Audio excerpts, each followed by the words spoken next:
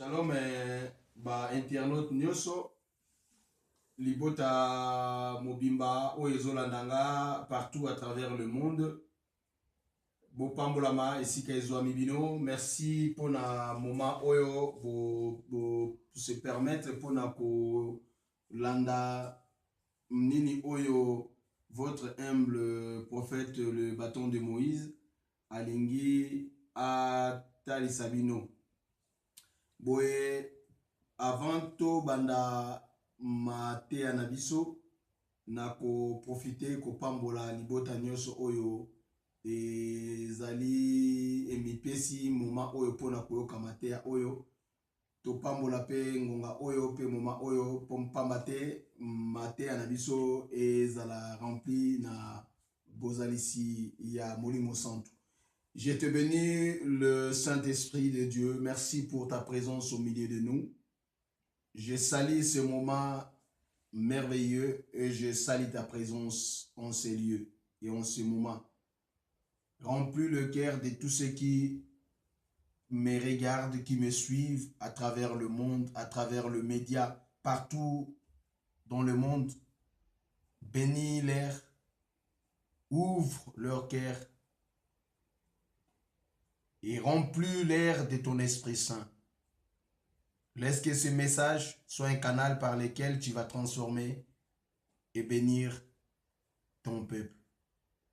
Je te bénis et je te glorifie. Au nom de Jésus-Christ, j'en suis prié. Amen. Je te bénis encore, Libotalanzambe, na pambolio une fois de plus. Voilà donc tozo koba la toko talamate anabiso au nini Saint-Esprit alinga lobelabiso na pogwalelo boyebi ete votre humble le bâton de Moïse Nzambe ayaka kaka liboso na bino soki Nzambe a tindie ndenge Nzambe a inspiré lisusu et yango wana moni na pusani lisusu pona ko talisa bino nini oyo molimo santu abongisi na tina na bino pona to na tina na biso pona to vivre malam. Voilà donc notre thème, je vais parler sur un mystère et thème na biso ezali un mariage réussi.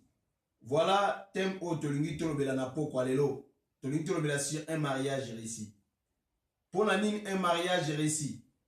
Parce que nous avons un souci dans nos sociétés. Nous avons un souci dans notre société. Makambu batu bazoko se déchirer ba situation ya makamba libala ezo mema vraiment kokoso yango wana molimo santu ye oya sondaka le cœur et le rein ye a monaki nde ya eko inspiré votre humble prophète nde yango nalingi nalobela na tina na pokwa lelo libota na Nzambe tango Bible ezolobela biso likambo ya mariage réussi ezali pamba te totali pe nzinga na biso totali pe katikati na ba témoignage oyo tozozwa na libota oyo ezopusana na liboso na biso tango nyonso mpona ko exposer ba problème oyo ezo kotungisa mpona tomeka kopesa solution na bonzambe yango wana soki totali ozomona ete na point oyo tolingi tolobela ya likambo ya mariage ezali na ba souci moko pe eza nzinga eza na ba souci songolo. Alors ezali vraiment thème moko mulai ya exploiter mais tokomeka kokota mwa muzindo muke komeka ko détailler mwa muke kino ndenge Nzambe akotambusa biso. Alors tomoni ete Bible ndenge ezolobela biso na tina mariage na ndenge libota na Nzambe ezomema makambo ya mariage parfois ezozala makambo mibale oyo ezokokana te.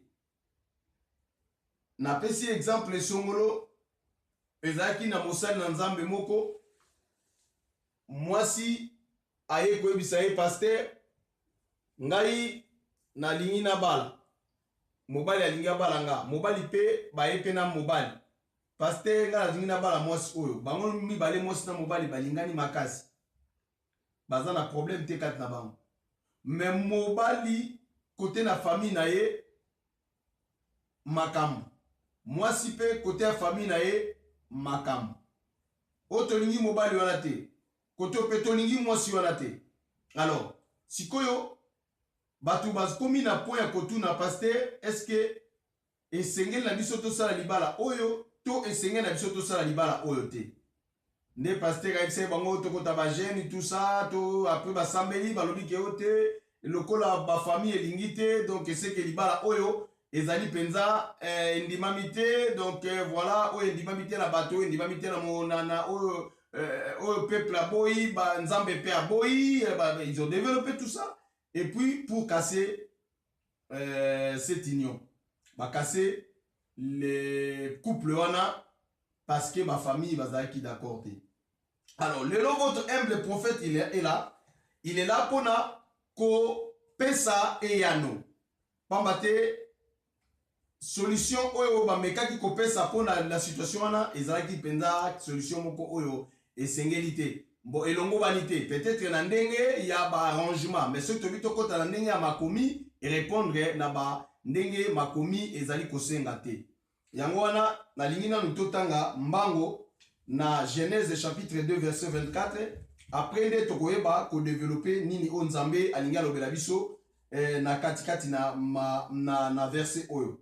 Bible lobi était, c'est pourquoi l'homme quittera son père et sa mère et s'attachera à sa femme et ils deviendront une seule chair. Bible lobi boy. Yango tina ete mwasi mobali akotika baboti na ye akokende kokutana na mwasi na ye bakokoma moto moko mosuni moko bakokoma moto moko nde vision na bango ekomi moko bakomi mutu moko bakosala libota na bango bakosala foyer na bango bakokoma mutu moko bakokoma ko réfléchir dans la même vision dans la même pensée bakobanda kotala na mabongisi moko, c'est-à-dire nzambe atie bango isika moko bakomi mutu moko parce que kati na bango bakomi mutu moko na ndenge nini tango bango bakozwa bakokende na kopesa bana ale mwana akosangisa papa na mama yango balobi bakomi mutu moko parce que tango mwana bana bakoya mwana ko oh papa oh mama, c'est-à-dire que papa zotala mwana nanga mama pa zotala mwana nanga, donc bango mibale baotala mwana o alobi mwana nanga o mwana nanga, c'est ça bakomi mutu moko nzambe azosangisa bango, c'est ça la pensée de Dieu par rapport ya verset wana. Donc na libala ndambo basangani bakopesa bana et puis foyer famille, c'est ça bakomi mutu moko bazali différent na baza susu ndenge ezaki na fabete. Alors sikoyo mobali na mwasi tant bazoke na makambo ya libala bazoke ne koluka mobala lingi mwasi nae, ça n'engage pas la famille et mwasi petanga lingi mobali nae, ça n'engage pas sa famille. Ezali makambo ya mwasi na mobali balingani parce que bakutani basepeliani bakutani basarranger bakutani basali couple na bango na bolingo na bango mitema na bango etutisami. Eza nzambe te mutakoloba que non nzambe te mutakoponela mutu mwasi, même nzambe akokoponela mutu mwasi te, nzambe azana te pa ponela mutu mwasi. Mwasi ezali mutu soki totangi kaka na Genèse tomoni ete nzambe tango asali bikela nyonso, asali banyama, asali biloko ebele, tango asali mutu nzambe alobi nini apusi banyama liboso ya Adam ayebisi Adam pesa bango bakombo. Dieu a sa part des responsabilités, l'homme aussi a sa part des responsabilités. Nous devons respecter ces principes. Libota na nzambe ezokwea na libulu tango nyonso tango mususu parce que ils arrivent pas à respecter les principes divins. Adam abandi kopesa bakombo.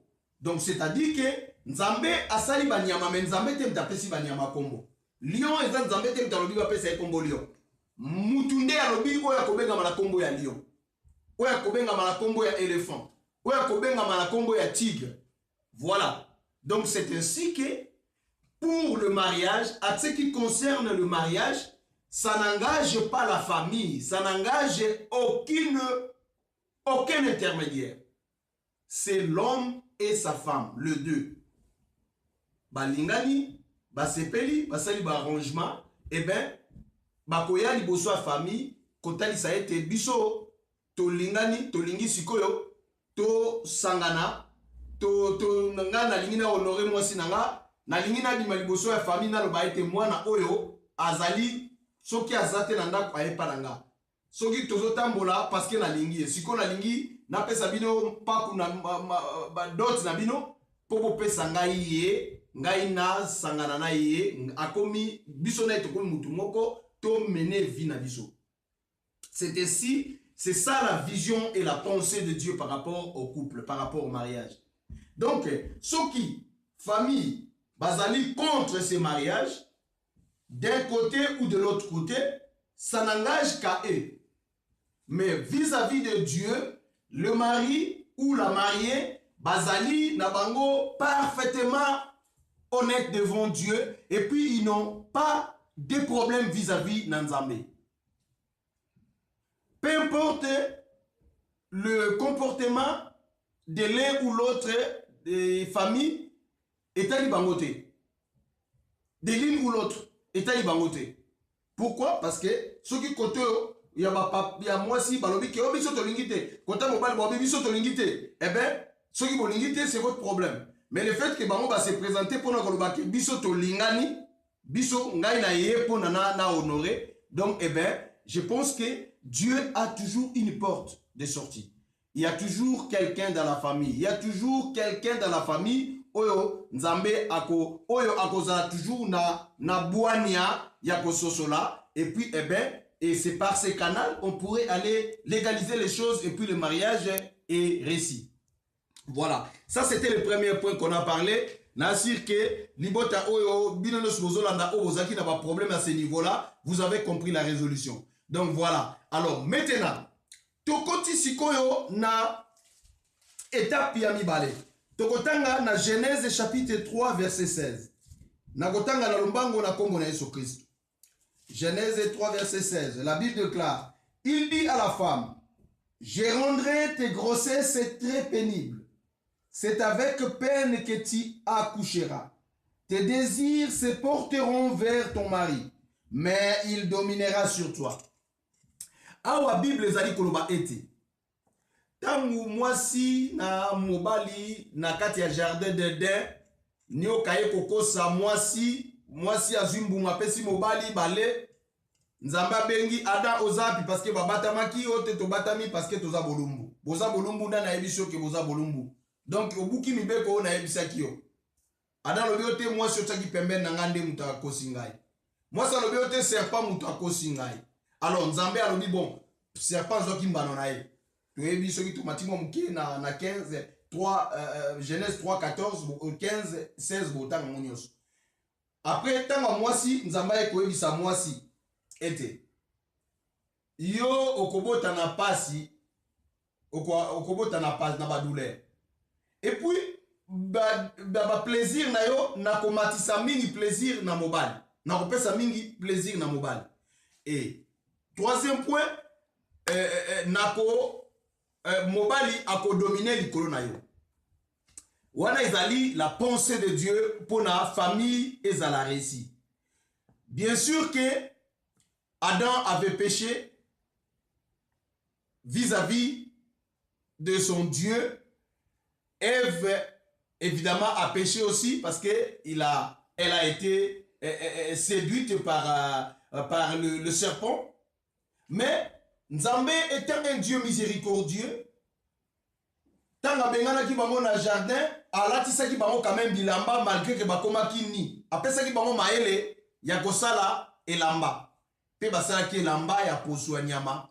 Nde yango babibombaki po bazala couvert. Donc Nzambe tant yebisi mwasi ete sikoyo boko banda kokufa. Yebisi mobali lokola osali lisumu likufa eye.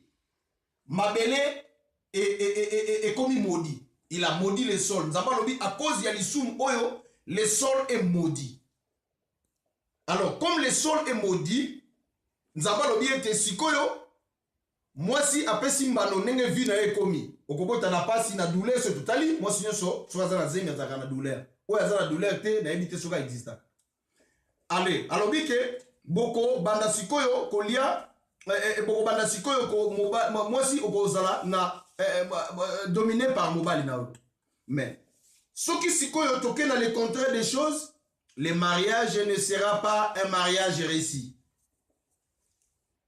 okomona ba foyer mususu lelo na ndeko moko boye eleki mwa mikolo azo pasteur et prophète naza na ba sujet tosoli oui c'est bon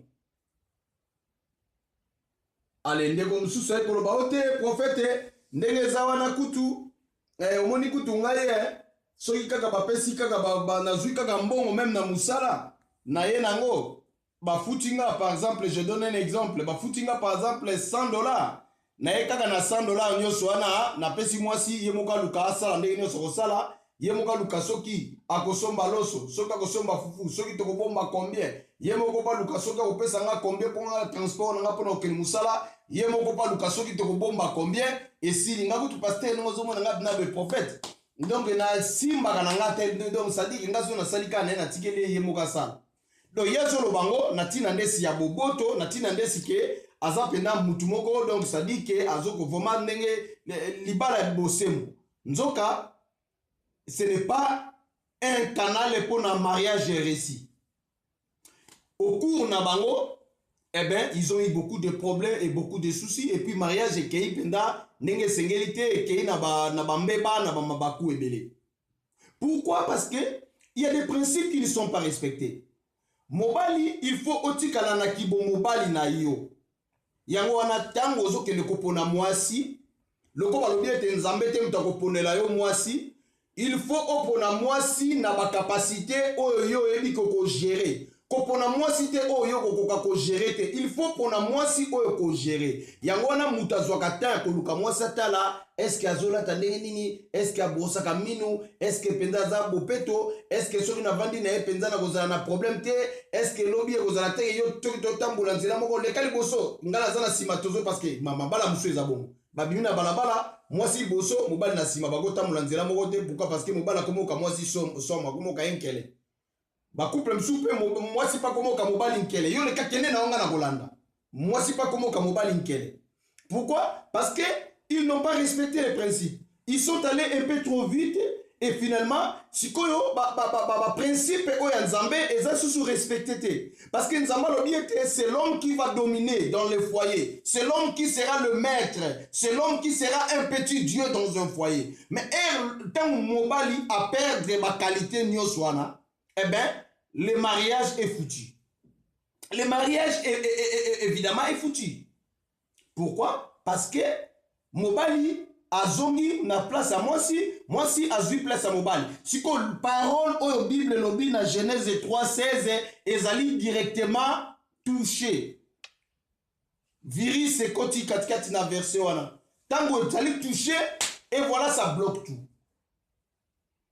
omoni yango omoni ba famille mususu komiti mobali azoyebisa mwasi kenesa kindumba bongo ya na mbongo parce que siko mwasi azui autorité parce que tango mwasi akomi deja okenesa kindumba mwasi azui autorité ale aye na mbongo nde mbongo wana yango bazolia mobali pas à l'aise pe pesaka mbongo wana bimisa sac wana combien oye nango ça arrive on a vu ça dans le parcours on a vu ça on a eu des témoignages eh ben le mariage est foutu parce que mobali a perdu son snail nzamba lobi na mobali yo okolia na motoki na yo. Donc, c'est-à-dire que, mobali, tu dois te mettre à ta place. Tu dois aller te battre. Tu dois aller chercher. Tu dois aller au lukandengenini, au nourrir mwasi na yo. Tant au poni mwasi wana, il faut zoyer, il faut une prise en charge. Une prise en charge importante. Il faut au zoyer na charge. Il faut au latisaye kitoko, il faut lesaye kitoko, il faut battre la endenge mutu, azui fleur na ye, asombi fleur na ye, aloni na lupangu, pour fleur wana ape sa beauté na ye, il faut sopela kango mai, il faut entretenir yango, il faut longola salité autour nango, il faut pour fleur wana, batuba admirango, batuba sepela nango. C'est ainsi que, mobali tango azoko pona mwasi na ye, il faut respecter babiloko wana. il faut apona mwasi oyo yaza capable ya ko gérer. Mwasi pe il faut ndima na mobali oyo aza capable ya ko gérer. Parce que ceux qui ba élément on les a respecté, mariage wana ekokende te pe mariage wana ekotambola te. Certainement. Misusu pe par manque de connaissances, yé alingaki mwasi azalaki serviteur de Dieu te. Azalaki un frère ou bien azalaki kaka muta mokili. Après au cours ya vivre na mwasi peut-être encore 10 ans plus tard, mobali kondima la nzambe. Akomi par exemple mosali na nzambe. Tant akomi mosali na nzambe, mais balingalaki na mwasi na ye na libala na bango avant makambo wana. Tant ye kota na makambo bonzambe, après sikoyo ekomi sikoyo allez, na 3 heures du matin, le téléphone est sonné. Nana bengi, oh, pasteur, pasteur, vraiment ça les font, on imposer au sambe, on pose le boko sambe, pasteur, si le témoin était, n'était sur nos commissaires tongo. Allez, aningisi maman, maman, ah, babenga pasteur, Anto abenginga, donc déjà, makambo eza matata kuna dazo kokakola la te passe tout ça il faut na kenement pour intervenir.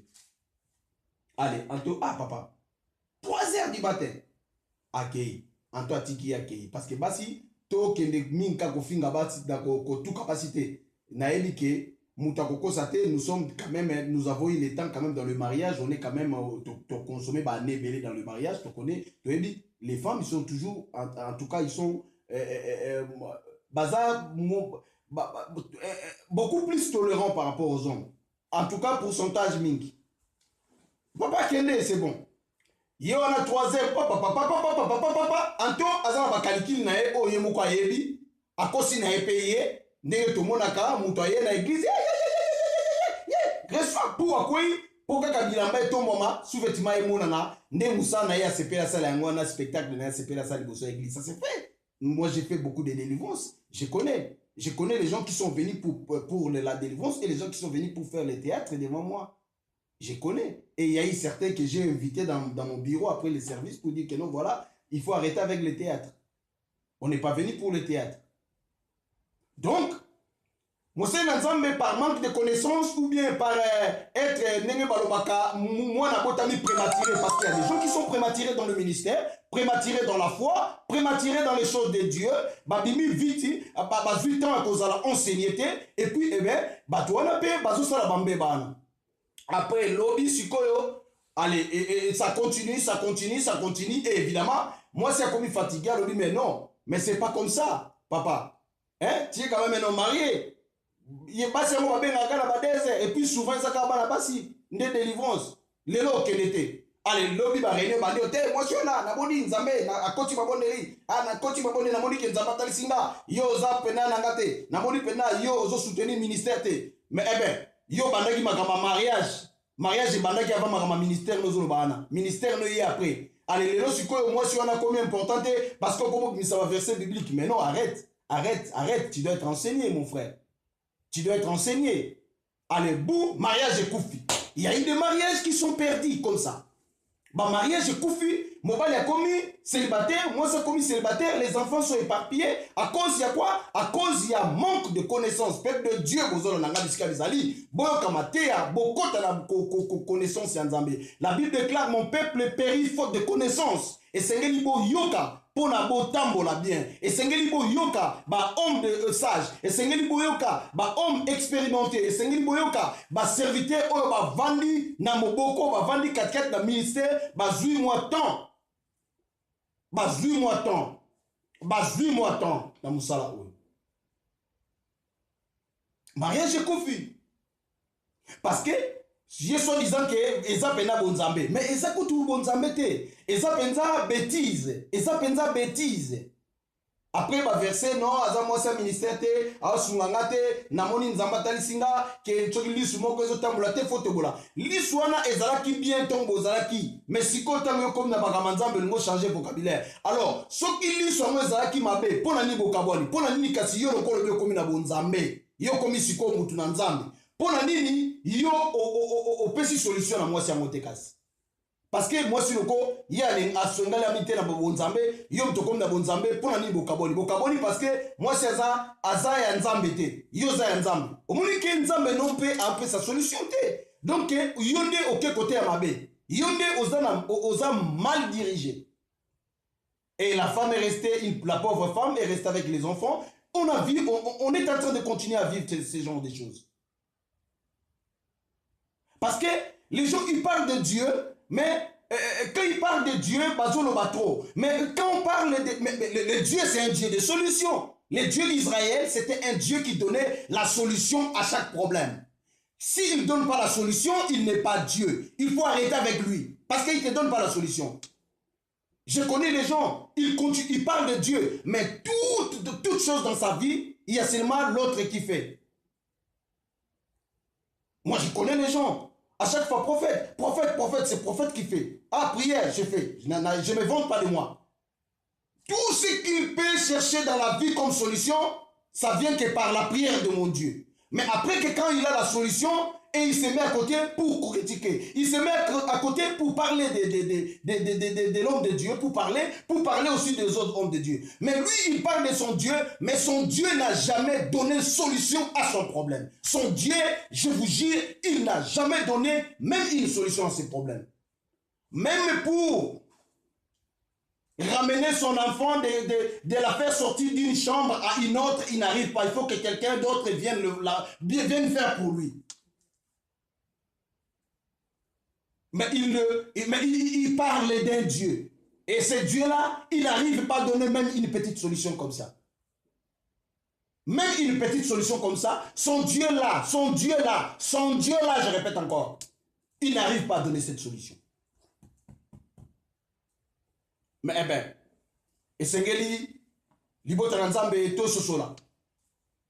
Esengeli to sosola. Yangwana lelo, pour un mariage soit réussi, vous devez respecter ce principe. Mobali, linga mwasi na yo. Tokotanga lisu na Ephésiens, pour na clôturer, totala ndenge nini nzamba lobi pour na mobali. Parce que yope mobali, nzamba lobi pe pour na yo. Yope mwasi, nzamba lobi. Balobi ke mwasi, il faut ozana komikitsa. Mobali mutako diriger, yote mutako diriger. Tango yozo lingo zana mariage réussi, ozana mariage kitoko ndenge baninga msusu zo sepela bango. Baninga msusu wana ba mikitisi pas mibali na bango. Yope mikitisa poza la mariage réussi. Yope mobali po koma kitoko ne baninga msusu ba komi kitoko wana baza kitoko na ba mariage na bango parce que bazoko di kokonzande basi na bango. Yope konza mwasi na yo. Ezate ke moi ça matima kolikola mais ça que je suis déjà fatigué. Allez yo sala boy kota bima mata kita kota bima mata kita kota bima mata kita. Après, yo ozana eloko moko ko bate comme solution. Toi, tout ce que tu fais, c'est donner les enfants à la femme. Et c'est fini. C'est tout ce que toi, tu peux faire. Et le reste des choses, tu n'as pas le pouvoir dans ta propre maison. Et raison pour laquelle la maison est kozala bien. Mnagwane ezana ma racine te. Moupepe pas ekoye. Bibanga pas epandiam. Alors, si on y a une vendre le mabanga, voici le moment, voici l'opportunité, on zamba pesio à travers le bâton de Moïse. Zwa message au publié en haut, zwa message au talisa en haut la bande comme sous pour te libota batebele ba pambola mananzira matea oyo. Botanga Ephésiens chapitre 5. Ephésiens chapitre 5 verset 31 à 33. Nathalie Nalombang. C'est pourquoi l'homme quittera son père et sa mère pour s'attacher à sa femme et les deux deviendront une seule chair. Ce mystère est grand, j'ai dit cela, par rapport à Christ et à l'Église. Bien-aimés, je vous parle par rapport à Christ. Ce mystère, c'est par rapport à Christ et l'Église. Aujourd'hui, l'Église est de Dieu. Je vous parle à travers ce message. Écoutez la voix du Saint-Esprit à travers ce message. Bo tosa bolinga basi nabino. Délivrance sur un téléphone à 3 h du matin, il sert wana zela na tongo. Et parfois personne ngo que ça délivrance ngo ben sa pe ya na ndavu to pe bokeile msu bokepe na mwasi na yo. Nde bogomema mariage moko ya réussi. Na komi na suka matin nanga toko koba na prochainement. Mais j'en profite ya kopambola libota mobimba ya nzambe oyo ezolanda libota nyonso elandi ngai Bisika Bozwami Bino. Que Dieu vous bénisse. Et vous passez une excellente soirée. Et puis, Nzambe a Pambola Bino. Na kombo na Yesu Christu. Amen.